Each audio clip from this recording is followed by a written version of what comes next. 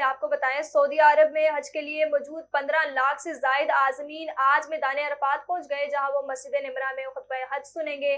مسجد حرام کے امام و خطیب شیخ ڈاکٹر ماہر بن حمد آج خطبہ دیں گے۔ خطبہ حج کا ترجمہ اردو سمیت 50 زبانوں میں نشر کیا جائے گا۔ حجاج سارا دن میدان عرفات میں عبادت الہی اور دعائیں کریں گے اور سورج غروب ہونے کے ساتھ ہی وادی مزدلفہ کی جانب رواں ہو جائیں گے، جہاں پہنچ کر مغرب اور عشاء کی نماز و قصر و جمع کی صورت میں ادا کریں گے اور رمی کی کنکریاں اکٹھی کریں گے۔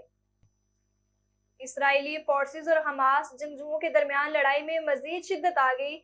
صہیونی ہیلی کاپٹر کی فائرنگ سے 17 فلسطینی شہید ہو گئے۔ عرب میڈیا رپورٹ کے مطابق اسرائیل فوج کے ہیلی کاپٹروں نے رفح میں شدید فائرنگ کی، جبکہ مظلوم فلسطینیوں کے گھر پر بمباری اور ڈرون حملے بھی جاری ہیں۔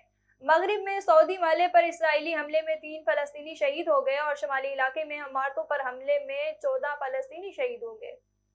چین کا پاکستان کے ساتھ مل کر کام کرنے کا اعلان۔ چینی وزارت خارجہ کے ترجمان نے ایک بیان میں کہا کہ پاکستان کے وزیر اعظم محمد شہباز شریف کے حالیہ دورہ چین سے دونوں ممالک کے درمیان دوستی اور شراکت داری اجاگر ہوئی ہے۔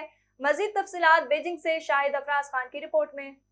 چینی وزارت خارجہ کے ترجمان لین جین نے کہا ہے کہ چین اور پاکستان نے اپنے بنیادی مفادات اور اہم خدشات سے متعلق معاملات پر ایک دوسرے کی غیر متزلزل حمایت کا عہد کیا ہے۔ ترجمان نے پاکستان کے وزیر اعظم محمد شہباز شریف کے حالیہ دورہ چین کے حوالے سے کہا کہ اس سے دونوں ممالک کے درمیان دوستی اور شراکت داری اجاگر ہوئی ہے۔ ترجمان نے کہا کہ چین پاکستان کے ساتھ مل کر کام کرنے کے لیے تیار ہے تاکہ ایک دوسرے کی مضبوطی سے حمایت کی جا سکے، تعاون کے بندھن کو مضبوط بنایا جا سکے اور اسٹریٹجک کوآرڈینیشن کو گہرا کیا جا سکے۔ نئے دور میں مشترکہ مستقبل کے حامل چین پاکستان کمیونٹی کی تعمیر میں تیزی لائی جا سکے۔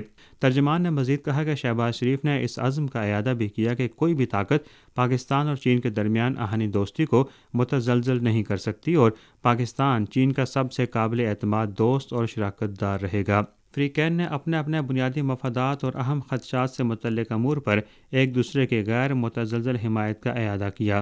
فریقین نے سی پیک کے مثبت کردار کو تسلیم کیا اور سی پیک کے اپ گریڈڈ ورژن کی تعمیر پر توجہ مرکوز کرتے ہوئے مختلف شعبوں میں عملی تعاون کو گہرا کرنے پر آمادگی ظاہر کی۔